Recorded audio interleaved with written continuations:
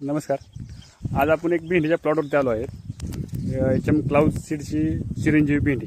तर एक आपले पाटील साहेब आहेत प्रगतशील शेतकरी, त्यांच्याकडून ह्या भेंडीविषयी थोडी माहिती घेऊन घेऊ. दादा नमस्कार. नमस्कार. आपले एक शेतकरी आहेत, शेतकऱ्याला तुम्ही तुमचं नाव सांगू शकता का? अजित रामचंद्र पाटील.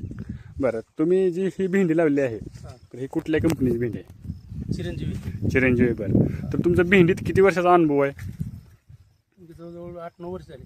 बरं, 8-9 वर्षात तुम्ही बरेच वाण केले असतील, वेगवेगळे केले असतील. तर त्या वाणापेक्षा किंवा ह्या चिरंजीवीत काय वाटतं तुम्हाला? नाही, चांगली आहे व्हरायटी. बरं. फोटो म्हणा, काळोखी, कलर, हां. म्हणजे रोगाला बी एवढं काय बळी नाही जास्त. बरं, आता ह्या भेंडीचं लागण करून किती दिवस झाले? ही लागण 24-25 मेचे आहे. बरं. आता जवळजवळ 12-13 तोडा चालू आहे. बरं, तोड्या गणेश किती माल निघते तुमचा आहे? ती 1 किलो बी लागलंय. बरं. 10-12 काय चालू झाले सध्या झाला. हां. बरं, म्हणजे तुमचा जवळजवळ नाही म्हणलं तरी 150 ते 170 किलो माल निघते तुमचा.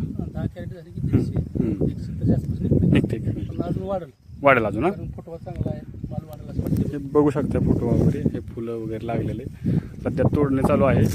तर तुम्ही एक आमच्या शेतकरी बांधवांना काय सांगू इच्छिल किंवा ह्या व्हरायटीविषयी लावायला किंवा कशी आहे मार्केटमध्ये विकायला? काय नाही, चांगले आहे, कलर चांगला आहे, काळोखी चांगले आहे, मालाची साईज व्यवस्थित आहे. मार्केटचा रेट बी काही तर भेंडीच्या बरोबर समान साधतोय.